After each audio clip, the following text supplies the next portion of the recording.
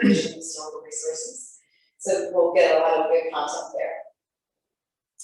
We operate out of the Floater Trust House in Tallahassee. We just got a new roof through the Division of Historical Resources grants. And I'd like to share this. Our house was built in 1910, and here is the owner and his son sitting on our porch that still looks exactly like that in 1920. And it was one of the first houses in the Magnolia Heights suburb of Tallahassee. So we're very proud of that house. And part of our work to preserve buildings means actually physically preserving structures, obviously. So we do that through historic preservation easements. We have easements around the state. This one's the Madison House in Gainesville. It's one of our preservation easements. There's a lot of words on here, so I'm not going to read those, but if anybody wants more information about our easement program, I'm happy to share. Call me, you probably know some send it over to you. And our easements and our Let Them Stay programs, and all of our programs really work to protect a variety of architectural styles and diverse heritage of buildings from around the state, from everything from prehistory through mid-century modern. So we have a huge scope. This is a building in Cosmo that was on our 11th state last year. So we were trying to use that as a tool to really hear from folks around the state about the places that are important to them, historical places in their communities that matter to them, that are in danger, that we help to advocate for those buildings throughout the year. And then we do, Jenny, I think this is when you were gonna hop up here. Is that right? I have, bear with me just a moment. I have a technical difficulty with one of our virtual attendees. I'm trying to get her logged in. I can do your slides. I think I know this. So we focus on giving back. And as I mentioned, Jenny is our board vice president, so she has been a huge advocate in this area and getting people into the St. Augustine area, learning about the diverse history here. So we had an insider's tour in 2020 in October that was originally planned for March, I think. It didn't pan out, I can tell you that. It did not work out very well. But we rescheduled it and everyone was very gracious and having us there. We were very safe. But it was nice to get together again. And here's some of the places that we were able to visit during that time. Yeah, and then Jenny has, I don't want to steal your thunder, Jenny, but she's been doing a lot of work over Preservation Month, which is May, to really support the Lincolnville Museum, which was so gracious and hosting us as part of the Insiders Tour in October of last year. So she worked with the museum to put together a fundraising campaign with proceeds going to the Lincolnville Museum. And they did an evening of storytelling and song last week, I think. And then there was a wonderful walking tour that people were very excited about. And there is still an online auction. And some of those items are back there. So if you want to take a moment when we're done with the session today, you can just take a peek back there and see if there's anything that would interest you. Everybody? Yes. All right, Jenny, welcome.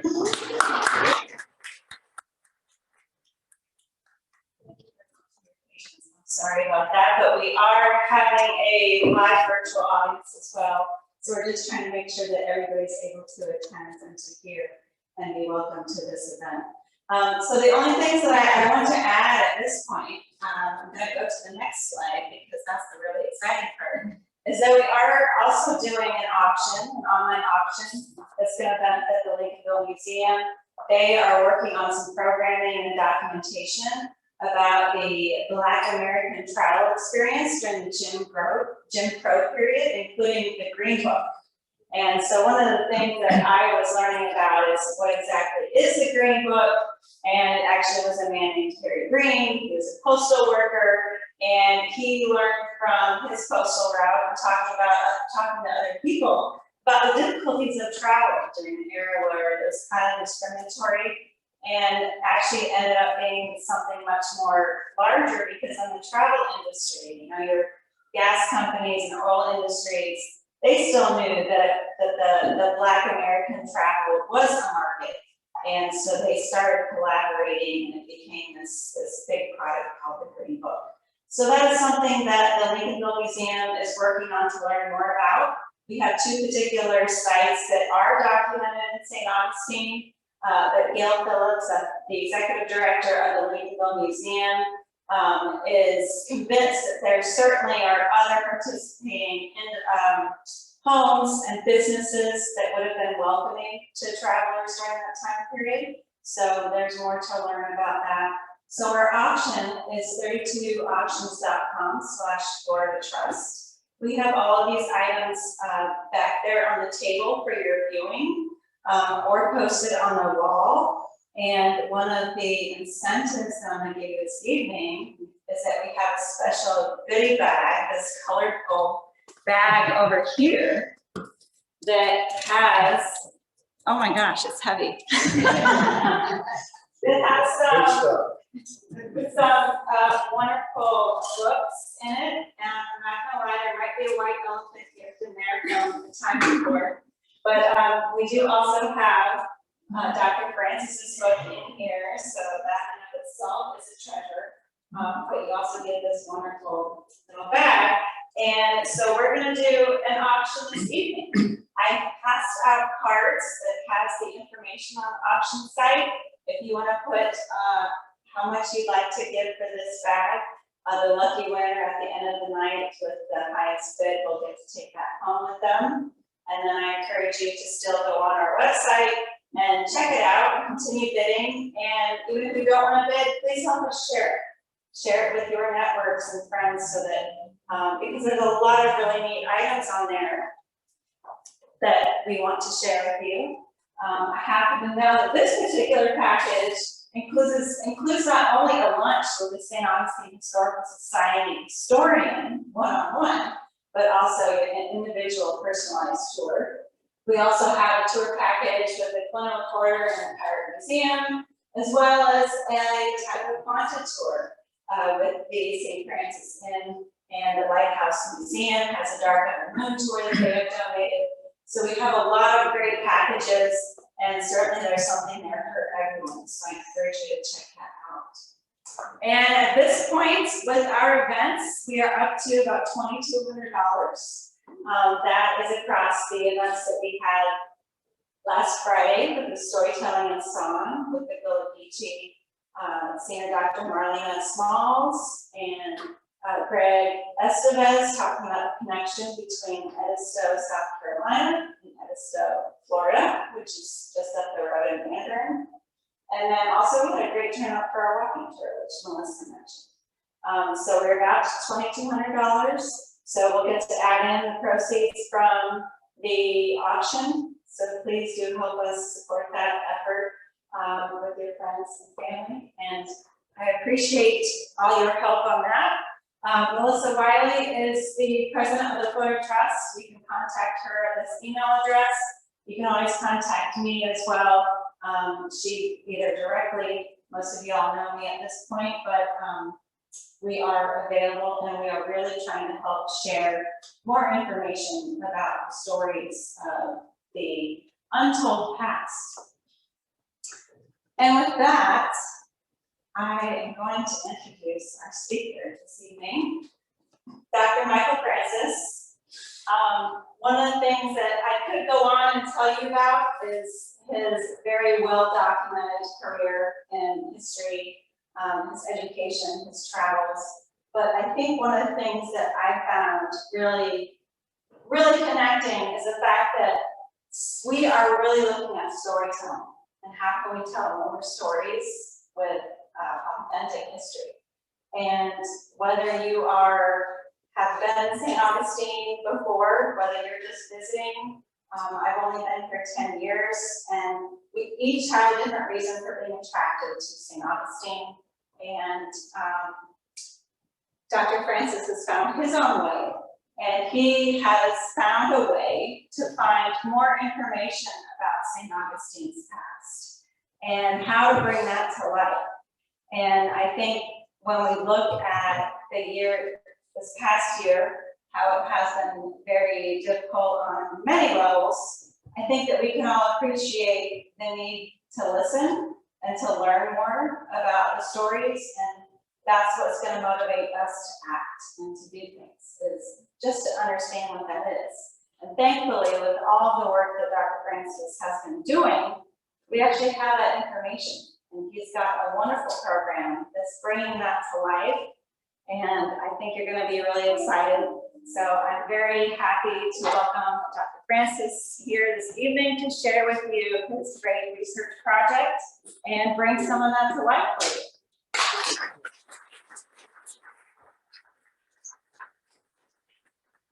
I think that was probably one of the most heartfelt introductions post-COVID. I also feel like I need to begin with an apology. I mean, I look a little disheveled. I haven't left the house in 15 months, and I'm not quite sure how to deal with people right now. So let me get set up here, and I'm going to try to connect this. In the meantime, does anyone have any questions about our option? I do have a laptop set up here.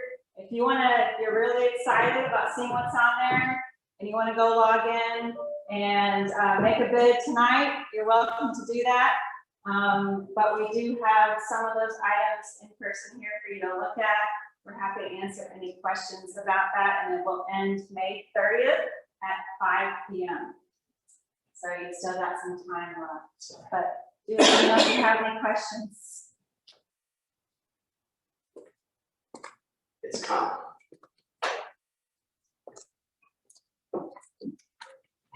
Okay, great. Thank you so much, and thanks all of you who are joining us online. I was asked to give a talk today about the experiences, the multiple experiences of people of African descent in colonial Florida, really throughout the colonial period. This project that I'll present to you today stops really at 1763.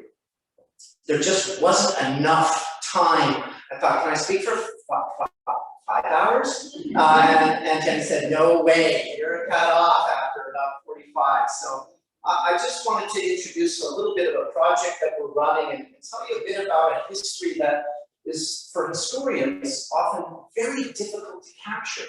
I'm sure you're surprised to learn that Spaniards and Spanish notaries, Spanish officials, etc., were often less interested in recording the histories of people such as those of African descent, Native American descent, women, people of non-elites. They're much more difficult to capture in the historical documents. And so there have been a number of initiatives, I think, in the past years, one of which is the 1619 project. I don't know how many of you have been following the 1619 project. Like so many, I think, there's some wonderful things about this project. I've been following the 1619 project since it began. But like so many national initiatives about colonial American history, where's Florida? You would almost think that Florida didn't exist in this pre-1619 world. And I think that national narrative has a tendency to exclude Florida. We know for a fact that the very first people of African descent arrived in what is now called Florida in 1513. This is indisputable. We have the documentation. We know that, so I guess the 1619 project is close, 106 years difference. The first document, and now if you include Puerto Rico in this, that date goes back to 1508. And we know for certain there were people of African descent on Juan Ponce de Leon's early expedition to Puerto Rico, and likely before then. But the very first documented individual of African descent to come to what becomes Florida. This is the earliest rendering. This is the earliest known map, in fact, that names Florida. You can see at the very top, it's upside down. And there's the letter I for island. Island of Florida. And this is a map that dates to about 1514, 1550. The original is housed in Italy, where of course all good Florida rappers should be, I guess. But it's a magical map of the world, and this is a map that would have been done shortly after Juan Ponce de Leon's 1513 expedition, on which there were at least 2 documented free blacks, one of whom was this guy, one of my favorite characters. Eventually I'm gonna write a book about 10 Floridians I wish I could take to the pub.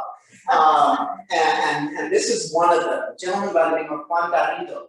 And Juan Garrido was on that 1513 expedition to Florida. He then later joined a more famous expedition led by a Spaniard named Hernando Cortés. And Garrido went to Mexico and participated in the conquest expedition of Mexico Tenochtitlan.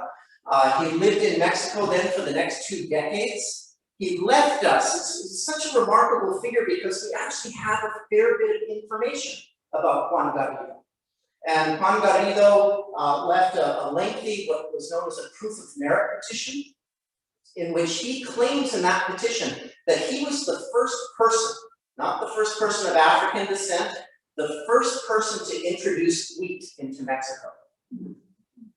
I've never had that tour in Mexico. All the times I've been to Mexico, no one's ever said Juan Garrido was the first one. He built the first, what he claims was the first Catholic chapel in Tenochtitlan. He then returned to Spain in the early 1540s with Hernando Cortés, and he got into some misadventures back in Spain. He was accused of selling a Native American slave. And Cortés then testified against him, and Juan Garrido disappears, vanishes into somewhere in Spain. We haven't found him again, and that's the last we know. But when you look at these early expeditions, all of these early Spanish expeditions, without exception, well, I might give one exception, the Luis Canse 1549 expedition. We don't know enough about all the people who were on that expedition. Every other expedition to Florida included people of African descent, free and enslaved, every single one of them. They participated in all of these expeditions. How do you find them? Well, one of the sources we have are what are called these pasajeros aéreos, these licenses for Spaniards and others to travel from Spain to the New World. So you get, typically in these licenses, you get the person's name, the name of that person's parents, and where they're going. And often with a wife or children or other individuals. And so we have these kinds of records that tell us about people like Alonso de Pereda, who came on the Hernando de Soto expedition from 1539. One of, so far we've found about 20 free blacks on the Hernando de Soto expedition. And he's one of them. Now these individuals had to present what was known as a carta de ahorro, a proof of freedom. It was a notarized letter that said this individual is free. And so you see some hints of that. Here's a license for a gentleman named Jorge and his wife, Francisca Hernandez de Cola. This is 1527, coming to the New World. This is long before Jamestown is even a thought. And so there are scores of these kinds of licenses. And in this license, it says that he had to present his notarized letter of freedom. And there were a bunch of them. So I had a student going to Spain this coming fall to search for some of those notarized letters of freedom from people who joined Hernando de Soto. They would likely be in provincial archives like in Badajoz or Zafra, so we're going to look in those. Other places you find them are in, proof of merit petitions from Spaniards. Here's a gentleman, proof of merit petition from Baltasar Gallegos, who went with Hernando de Soto. And in this proof of merit petition, he tells, he's talking about his suffering. These petitions are petitions that were meant to make you look like you had really given everything on behalf of the crown and wanted compensation. So Baltasar Gallegos said, they mataron negros. They killed some of his slaves. So you see that individuals who went on this expedition also came with their own individual slaves. Menendez was no different. When Menendez arrived in 1565, there were people of African descent on that expedition, many of them unlicensed. And this is where it gets even more challenging to kind of piece them together. One of those unlicensed individuals was a woman named Luisa de Abrego. Luisa de Abrego was a free black woman. She joined the expedition, and when she arrived in St. Augustine, within months, she married a Spanish soldier from Segovia. This is their marriage record. This is the oldest documented Christian marriage in the United States, for any region of the United States, and it's an interracial marriage between a free black woman and a Spanish soldier. Now, again, I think if this had happened in Texas or in somewhere else other than Florida, this would be a document you'd probably find in every elementary school textbook. And it certainly raises some interesting questions. Well, what is happening here? What's different about Spanish Florida than what we see emerging a century later farther to the north?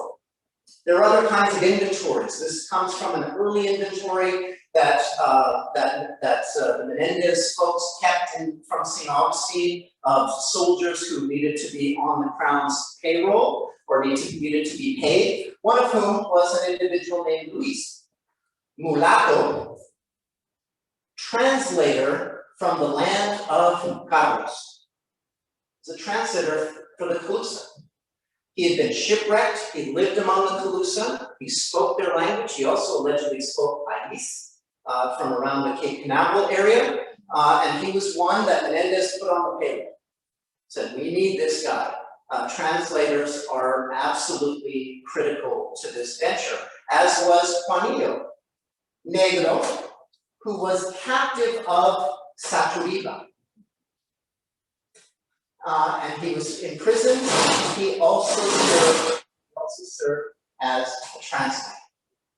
So you see these critical roles that people of African descent play. Sometimes they appear in other lists, rations lists. There's Juan Hernandez, also known as El Negro, and the salary that he received. And then you get some others that kind of capture just little windows into daily life. This is an account about a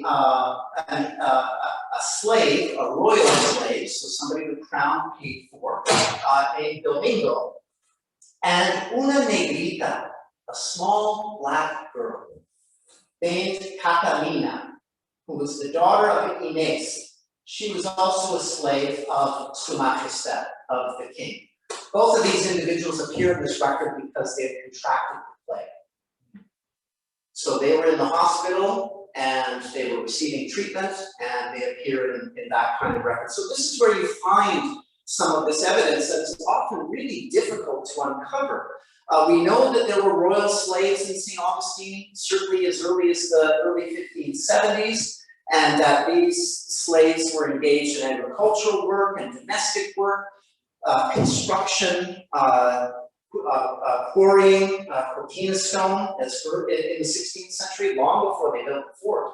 They were quarrying stone.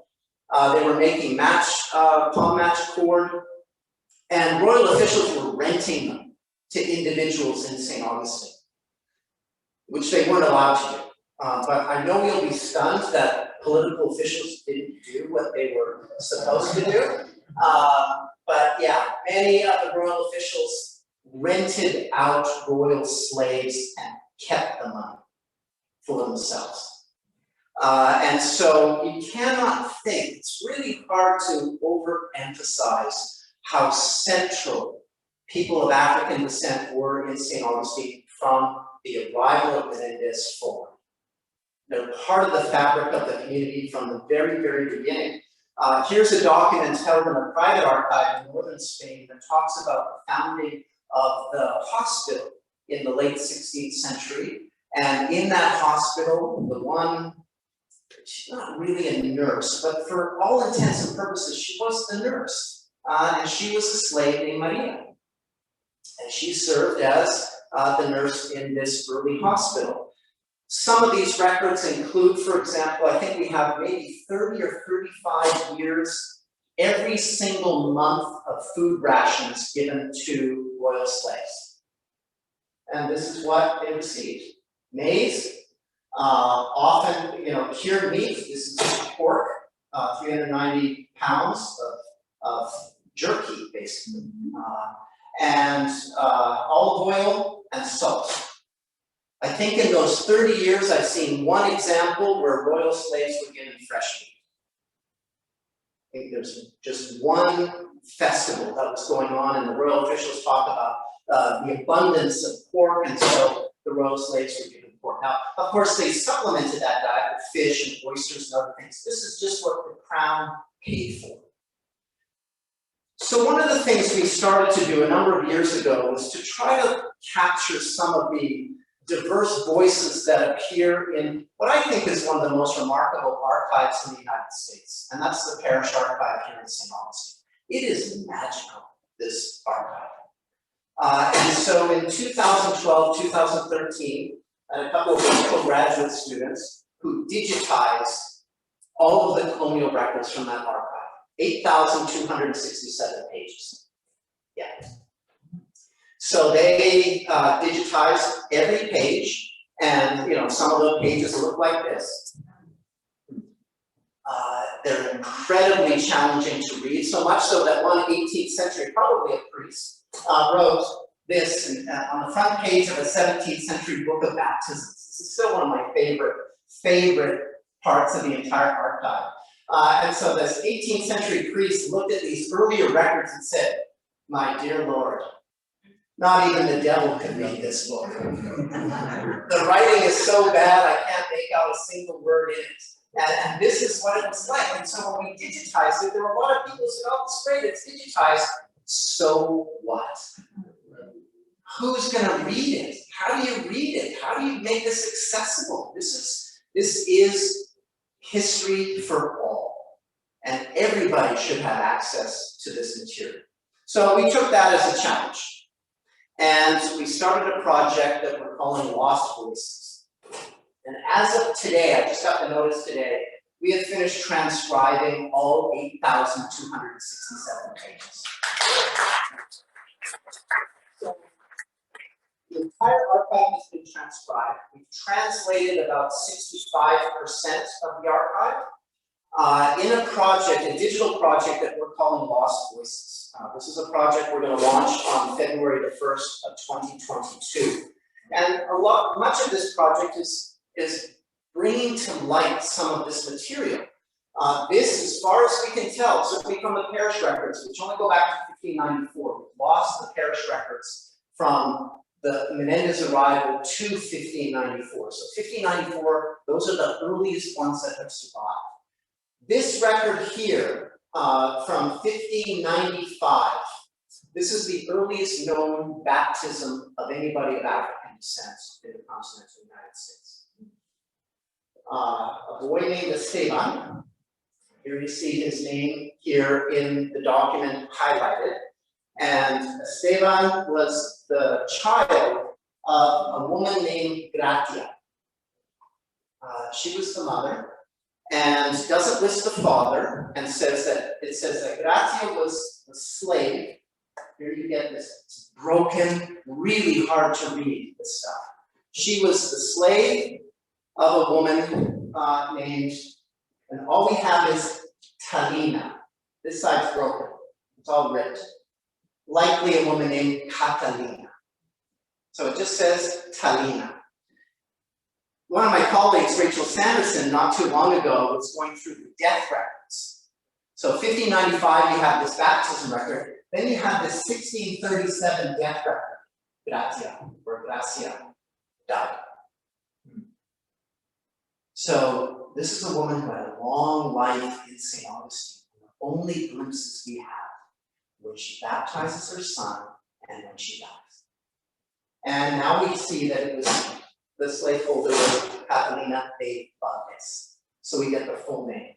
So we're recording all of the information, all of the prosopographic information in these 8,267 pages of documents. Documents about runaway slaves, marriages of runaway slaves, an inventory of where they came from in the records. You know, obviously the bulk from the Carolinas, but that breakdown of where they're from. We're also doing quite a bit of, didn't like that.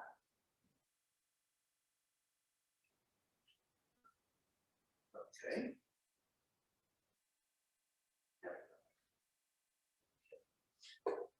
We also have a small team doing something really fun. They're drawing polygons around each word in the documents, so that when you scroll over the document, this is what a page looks like when it's finished. But from a user's perspective, when you scroll over the document, the word appears on the screen. So we've done about 1,000 pages of those. This is a project that would take, I don't know, if I had a team of people, any volunteers before I could lock the door. Anyway, I don't know how long that particular part of the project will take. It wasn't part of our grant, but we wanted to give some more people access to what these records actually show. And then also give students from all levels the opportunity to create their own infographics based on this material. So one of the things, again, my colleague Rachel Sanderson put together some examples of this. In our records so far, we've identified 138 crown slaves. There are some duplicates in here, so it's probably closer to 100 between those years 1594 to the early 1760s. Compare that, these are royal slaves. These are slaves owned by private individuals at St. Augustine. I mean, 2,862 we've identified so far. Miserable outposts where everybody is scraping together a living.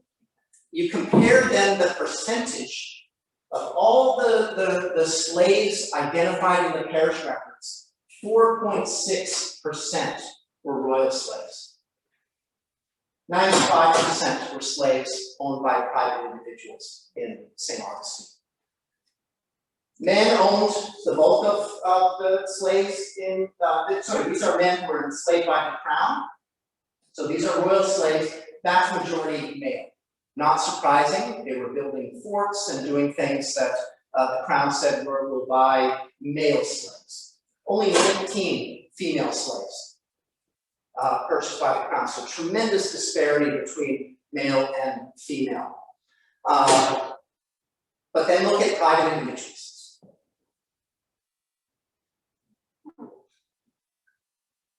Totally different. So most of the privately held slaves were women. And so we're starting to get this picture, and we look at the two together, it's pretty staggering. When you look at the totals, isn't it funny, 16, 19? Yeah. Enslaved women, 19 of them royal slaves, the rest privately held slaves. Men, still, the balance is certainly far more privately held slaves. So here's men for the crown, comparing. These are the kinds of infographics that, with the filters in the system, people will be able to create their own. What do I want to see? What are the filters I want to use to create the kinds of infographics that I want to use for my term paper, so that my teachers can say, wow, those are great graphs that you created. And then you can say, oh, más florida, venga. And again, of all the female slaves that we've identified in the records, 99% of them were owned by private individuals in St. Augustine. Most of the slave holders themselves were male, but boy, there are some duplicates in here. This is one of the things that's going to be really challenging, because if there was a Maria Josefa Regidor and I know probably close to 250 women in St. Augustine who owned slaves. And same thing, obviously, close to 1,000. The Spanish scribes were, let's just say there's a running joke in our team how much we hate Spanish scribes. And the fact that they don't do what they're supposed to do. Many of these scribes end up getting fined in these records. The bishop would come from Cuba and say, you're not really recording these things the way you're supposed to record the parish entries. Oh yeah, it's hard here. I'm trying. And so they get in trouble, they pay a fine, they do 2 entries properly, and then they go back. And they record them the way they feel. I need to go to the pub, and so I'm only going to record a little bit of information. We're trying to track the ethnonyms of the people of African descent who appear in these parish records. So where did they come from? And right now, the vast majority are identified as Congo. This is really interesting because it presents a slightly different picture from what we think about the numbers of people who are identified as Congo in other parts of Spanish America.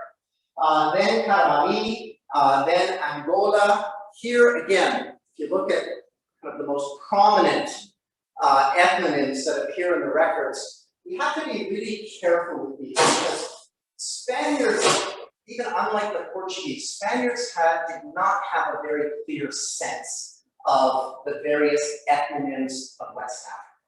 How would people identify themselves? And often what they did is they identified people based on the port from where they departed.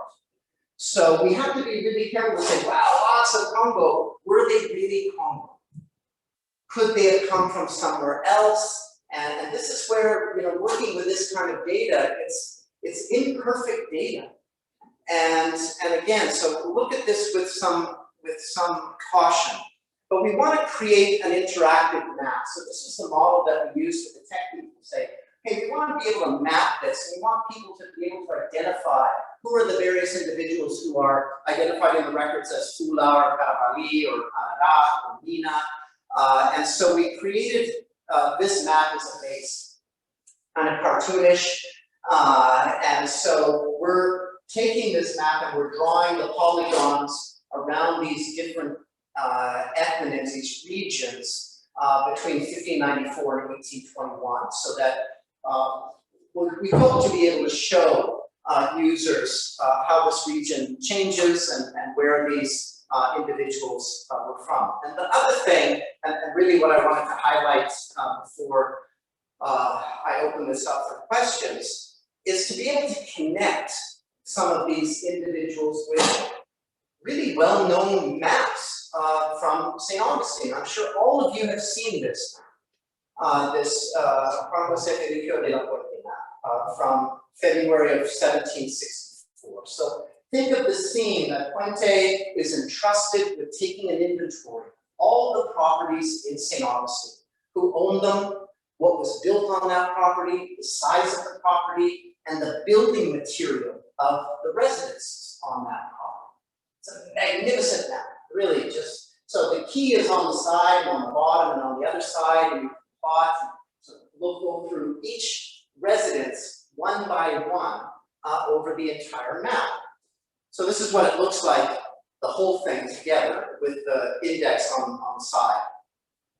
And so one of the things we're doing is connecting that so that you can click on a piece of property and you might say, oh, this was Francisco Luis de Caracas, who was male and was an Indian, who owned a piece of property in St. Augustine in 1764. And so the last week before I was coming here, I said, we have to do something with this. So I begged Rachel to help me create a map while she did it. And so we wanted to plot as much as we could, as much as we know, of what did this city look like in terms of free black property owners and those who owned slaves. So bear with me for just a second. First image, these red properties, here, here, here, here. Those are all the known properties, confirmed, owned by free blacks. Now, there are probably some others There will be a couple of others that we've imputed, like this property here. We think this person was free black individual, but we're not 100% certain. So we've kind of imputed that. We hope to pick those up, more of them as we move forward. The next sequence, this color, these are all the male property owners who owned slaves in 1763, 1764. Look at St. Augustine. These are private slaveholders. Now, some of them, like Juan Esteta de la Peña, if you've ever been to the Peña Peck House, at this time, Peña probably owned more slaves than anybody in the city. So you get the property owners, male property owners, you add to that the female property owners, who were slaveholders. And the map starts to look different again. Then you put in what we think, what we're 99% certain, but we're not 100% certain yet. And this is what St. Augustine looks like in 1764. Over 30% of the property owners in St. Augustine owned slaves. Now, nobody can say that this wasn't woven into the fabric of every single block of St. Augustine. Not just one area, this was all over the city. And when you look at it kind of quickly, watch what happens.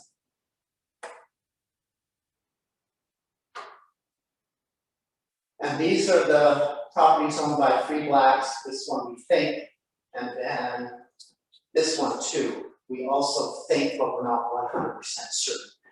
Jane Lander's wonderful book on Black society in Spanish Florida has a property down in here that she has identified as Francisco Menendez's property. The problem on the Puente map is it lists him as Francisco Mendez.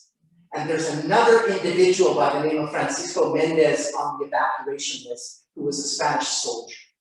So maybe, but we're not 100% sure. And then if you look at it by quadrants, so you take the Baza area and you just look south.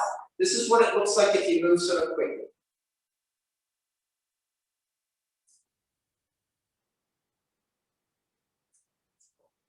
You move north. So this block here, in particular, if you look at that prime piece of real estate, these are male slaveholders, one female, and that is what we think in terms of that block right there. There's the Peña Peck House. These 5 properties right now, 5 of them are owned by women. I mean, 4 of the 5 are owned by women.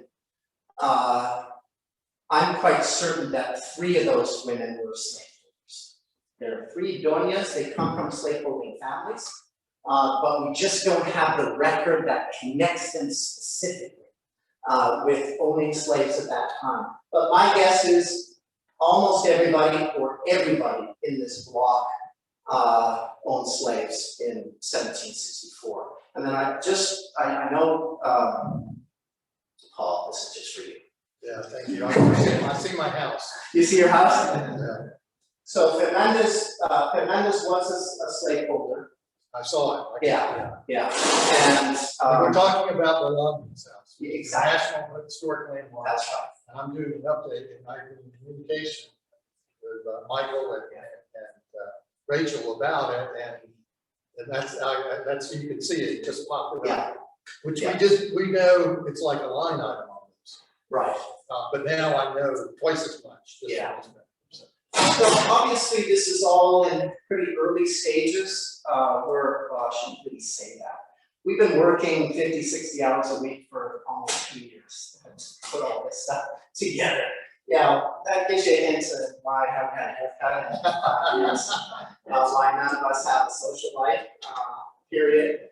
But the goal then, if we can, long term, it would be wonderful to connect this kind of map with what city archaeologists have done on different properties. And what have people found on these different properties, and where else can we capture some of these voices that are so difficult to find in the historical records. We wouldn't know all of this if we hadn't poured through 8,267 pages of confirmation, baptism, marriage, and burial records. This is the only way to do it, and to create a detailed inventory of every single person who appears in those parish records. And in many cases, individuals who appear in parish records, the scribes don't give you a race. There's no race there. And so sometimes you have to find, or you find those individuals in other parish records where they're identified as, wait a second, that person's mother is a mulata in this document, and yet in the other one, the child is not identified with any kind of racial honor. This is conservative. This is really conservative. And when we start to plot free mixed race people on this map, it's going to look different. Because there will be mulattoes who marry Indias, and there will be Spaniards who marry free black women, and there will be a whole blend where you see a community in 1764 that was incredibly, incredibly diverse. And I think it's one of the things that when we did this in mapping for the first time, you kind of know what's happening when you read all the documents, and then you see it, and it's, wow. It's a different place in some ways than what I thought even. Just kind of looking at the makeup of this place. Now, you know, down the road, we want to do the same thing with the European map from 1788, and be able to plot those, see what happens, you know, after the British leave, and some people return, etc. So, like I said, the 2 years and no going outside and no social life and haircuts probably needs to transition into, I don't know, 10 more years of no more haircuts. And so next time I'll be kind of have my hair down on the ground and help me. So this is all part of my plea to get more people involved in this project. And it's been, you know, I just am privileged to be part of it. And I want to thank you all for coming this evening, and I'm happy to answer any questions you might have.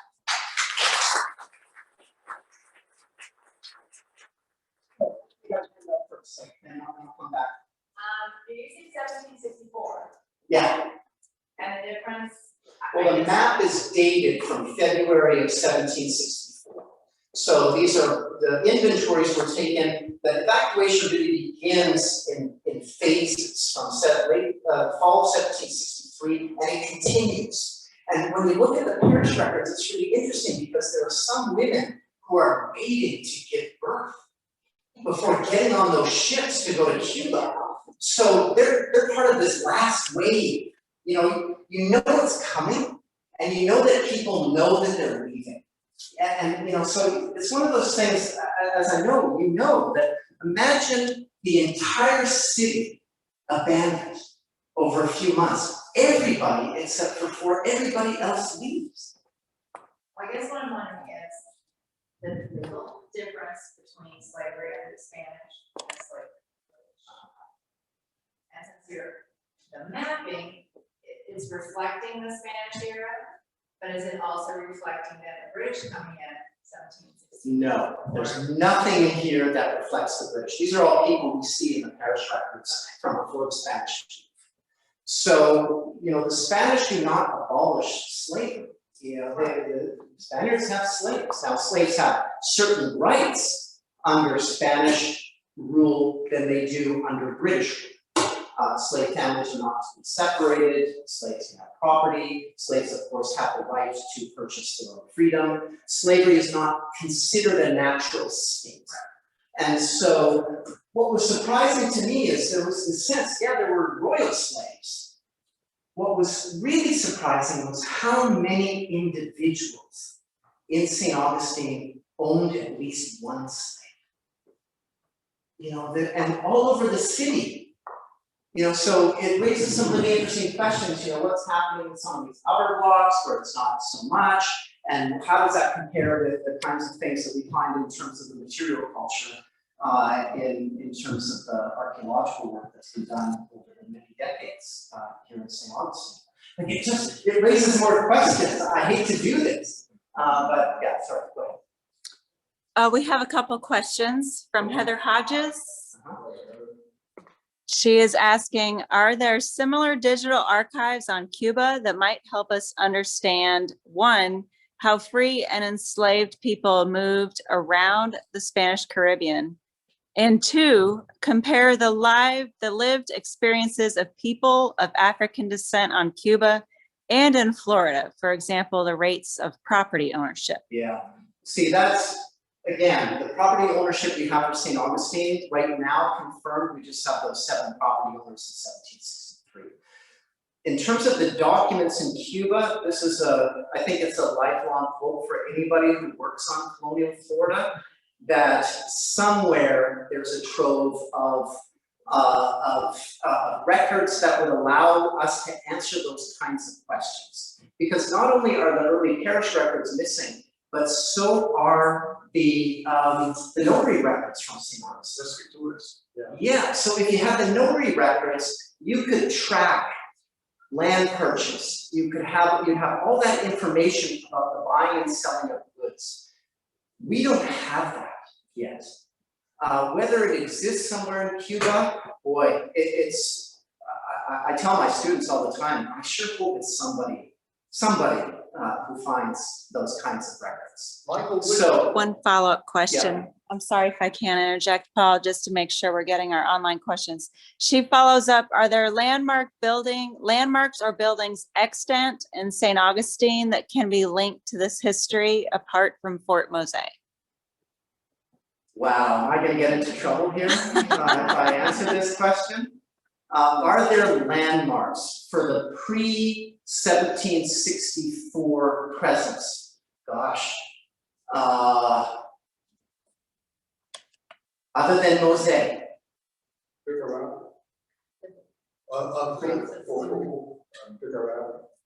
Okay. I'm not a historian, but.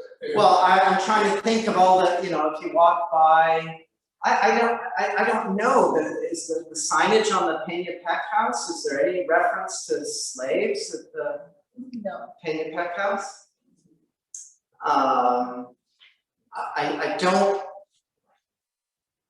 I feel woefully unqualified to answer whether there's a marker or something. Tom, you know of one from the pre-1764?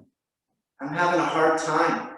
I think we're reinterpreting the whole first Spanish period history, because this is I've been studying it for 40 years, and this is a revelation to me. It's much more diverse than I would have thought. Our interpretation of this period is the cross and the sword, that this was soldiers and missionaries. But I think we're looking at this, and particularly I would say, fair to say, in the 18th century, the character of St. Augustine probably began to change with plantations and different things. The economy became more diverse as well. But I had no idea. Yeah, I mean, for me, one of the things that certainly merits a great deal more attention is clearly there were a lot of female domestic slaves in private houses. So what does that tell us about food waste? What does it tell us about culture? What does it tell us about child rearing and midwifery? I mean, there are just so many things that come out of this that we think, oh gosh, we're just starting, it seems. We barely scratched the surface on this. But to me, it just is so abundantly clear right now, is we need to revisit this pre-1764 period, and we need to write much more of this into that pre-1764 period, because it's not just this assumption, I think, it's not wrong, but that most of the domestic work was done by Native American women. Where are the African women here? And there are a lot of them. There are more female slaves than male slaves. We know that now. Yeah. So at Fort Mose, we reenact in 1740, years. That battle was fought against the British, but the British had already taken 3 forts in the course of coming to Fort Jose, taking Fort Jose, which was Fort Pugo, Fort Picolata, Fort San Diego. But I'm thinking there was a land grant out near Fort Picolata, in San Antonio. And so there was a land grant, as far as the St. Johns County is concerned. That piece of history probably belonged with the St. Johns County and maybe St. Augustine. But that was 1740, which is before the 1763. Yeah. But I want to ask you one other question. When you talk about enslaved blacks, were there any enslaved whites or enslaved Spanish or British or Dutch? Because when you think about the Northern, when they came up from under the time period, Yeah. they were under the same type of. Yeah, so there's a legal distinction between indentured servitude and enslavement. So the Menorcans came as indentured servants, not as slaves. Now, one can talk about the poor conditions and terrible treatments and abuses. This goes across the board. Human beings have been quite horrible to one another throughout the history, really. But they weren't enslaved. There are examples of slave-holding Native Americans and slave-holding people of African descent. They're few and far between, but they're there. There's a wonderful case of the Inca Emperor Atahualpa's grandson returning to Peru from Spain with 4 slaves, African slaves. So, this is, that part of the history. We all love the Fort Jose story. The Fort Jose story deserves national recognition. It's a remarkable story. But so did the enslaved Africans. That story, or those stories, I shouldn't use the singular. There are multiple stories, and there are multiple experiences.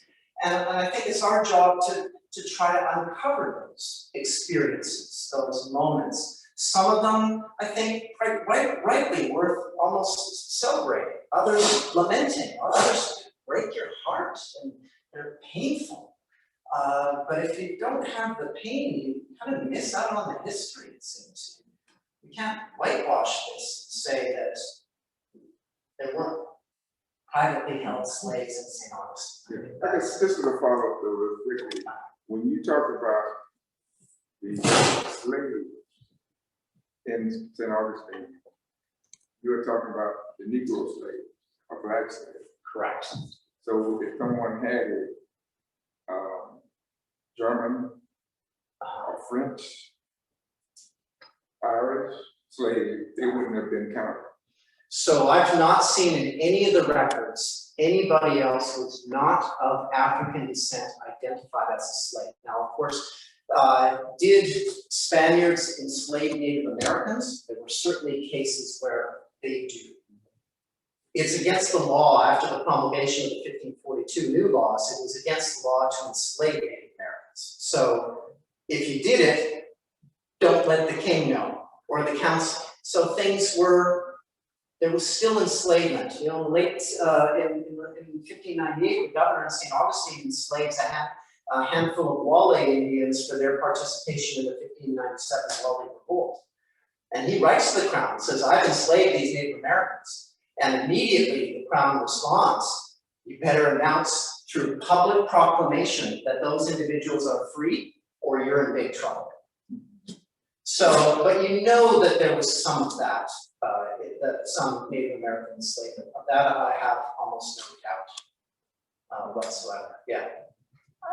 I'm more interested in, you were talking about how over generations where basically, if somebody was listed as a mulatto and then that kind of got whitewashed over time. And how is that lineage, depicted throughout the history? Yeah, it's such a great question here. And it's one that we want to track in these records because what you start to see are people who are enslaved at one point and then 20 years later they're free. Mm-hmm. So you're able to start to track the progression of the family. And then sometimes scribes, these wonderful St. Augustine scribes, record in the book of white baptisms. You know, that's what they call it, the book of white marriages. And then you'll get a marginal note every once in a while. Oops, this should have been in the book of negros y pardos. Our bad. We recorded it here. And in the entry, there's no race at all. So when we add this database, we don't know the numbers just yet, but I suspect we're going to add about 65,000 people. Now, they're not all from St. Augustine. They include people's parents who were in Spain and other references, but my guess is we'll have 65,000 people that will add to that database. So you can start to look and trace how different individuals are recorded across confirmation, death, marriage, baptism records, and start to connect families and see who's serving as godparents for whom. And all of those local relationships through the parish records, I mean, that's what we have right now. And then to build up on that with other documents. Yeah, so, I mean, as we look at, because we're fast forward 100 years, okay? We're looking more at the records during the Reconstruction period. And so a lot of those records, they don't take on the names of the enslavers, okay? They just pick new names altogether. But we know that St. Augustine had like an exception during that period as you look at the rest of the state of Florida and the rest of the nation in terms of how those families who, and I'm going back to that, is that maybe because there was a familial relationship, they didn't have the same kind of laws that separated voting between whites and blacks during that time period, because going back to the Lambo's house, you know, that you had some of those same individuals who came out of that household, who were enslaved in that household, who became elected officials. So it was like an exception in different ways as we go through time. And I'm wondering if the fact that they knew that they had some relations, familial relations, that they said, okay, these are cousins, so we're not gonna deal with it. Yeah. We're gonna No, it's allow a them great to go question. You know, we're trying to piece together all of these complex networks of people and their relationships with each other. Unfortunately, the parish records are not very good at doing that, other than godparentage and sponsorship. So it's hard to piece all of that together. The second Spanish period, the documents are so much richer. I just wish we had records for the first Spanish period like we do for the second Spanish period. The second Spanish period, they're magnificent records, really incredible. Here it's more like, where can you find something else, a tiny bit of evidence, and add it to it, and piece by piece by piece. This will never be complete. I accept that, even though it breaks my heart and I didn't sleep at night, but it will never be, it'll never, ever be complete. But I think we can get kind of close. Yeah. In terms of thinking about it, trying to trace down African elements in the archaeological record. Is there any indication in the historical records about exactly where all these enslaved people actually lived? Yeah. Residentially, Yeah. presumably females probably lived In the households. Yeah. Yeah. This is why you want to punch a one in the face. I'm sorry, I shouldn't say that. For making this map, because he's interested in property owners, people who are going to lose their livelihood when they move to Cuba. So all of their, I'm sure outside the walls were scattered habitations for people that are just not recorded because they're not worth it. So we're not going to put those down. So this is not a comprehensive map, but you ask the question we ask all the time: how do we know that the slaves are living in the residence? And the short answer to that is we don't know. We can assume that domestic slaves did live in the residence, but there's no reason why a male slave might not have been sent out to some property that the property owner owned elsewhere and served on a cattle ranch or did something elsewhere. Those movements are really hard to find in the historical records. So this is why we're just kind of highlighting the properties where we know the property owner was also a slave.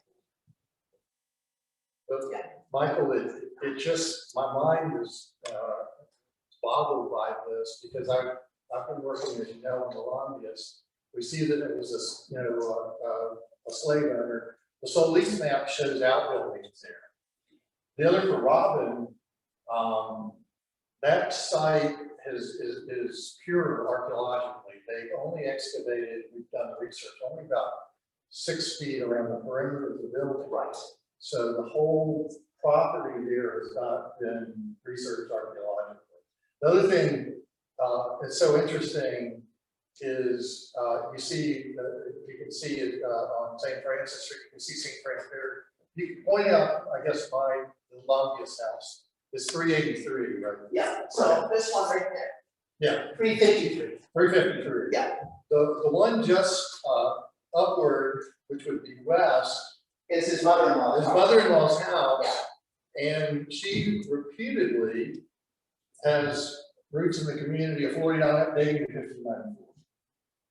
And we know, and I started out this project, basically he was a line item. That's it. From the plate there. Yeah. I tried to find that answer for you. There's one side of the family. So I'm not sure about going back to 1594, but the farthest back is to the Echevarria family, Chavarria. And they come early, but I don't think they're there in 1594. Well, it might be anecdotal, but that was based on the research that people at the Historical Society done. But it's a clue. It's something to look at. But we know he married in 1742, so we're going to be able to find his marriage records and they bury a couple of children in the death records. And so there's just all kinds of implication where 2 days ago, literally I had Pedro Fernandez, went to Cuba. That's it. There's all sorts of implications for research. Yeah. It's really on just one property. On just one property. And So, then his property just where St. Francis Park is today is where his mother-in-law's house was. Incredible. if anybody wants to come to St. Petersburg, learn how to decipher 16th century Spanish handwriting, I have a lot of work to do. Floyd, I see you smiling, you're coming. You're signed up. Anyway, thank you so much.